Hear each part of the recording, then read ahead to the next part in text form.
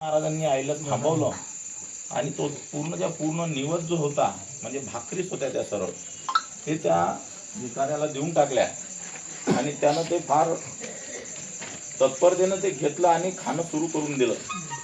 खाणं सुरू करत असताना त्याच्या चेहऱ्यावरचे जे भाव होते ते भाव पाहून संताजी महाराज फार आनंदले. पण आईनं सांगितलं, भाऊ ते तर देवासाठी आणलं होतं आपण, तू हे काय केलं, इकडे यांना देऊन टाकलं. अरे म्हणे, देव हेच आहे, माणसातच देव जाणायचा, असा संताजी महाराजांचा उपदेश होता. आणि मला वाटते नामदेव महाराज होते की नाथ महाराज होते, गाढवाला पाणी पाजलं, एकनाथ महाराज. नाथ महाराजांनी फार मोठी काशीवरून ती कावळ आणली होती, तीर्थ आणलं होतं मंदिरावर त्या पिंडीवर टाकण्यासाठी. मध्ये गाढव तळपत आहे पाण्यानं पाहिलं आणि ते इतक्या दुरून आणलेलं काशीचं पाणी नाथ महाराजांनी सुद्धा गाढवाला पाजलं होतं.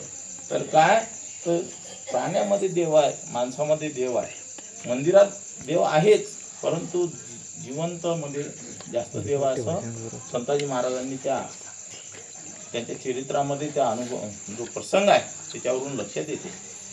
तर असं संताजी महाराजांचं जीवन सुरू असतानाच त्यांना तुकाराम महाराजांचं कीर्ती त्यांच्या कानावर आली होती.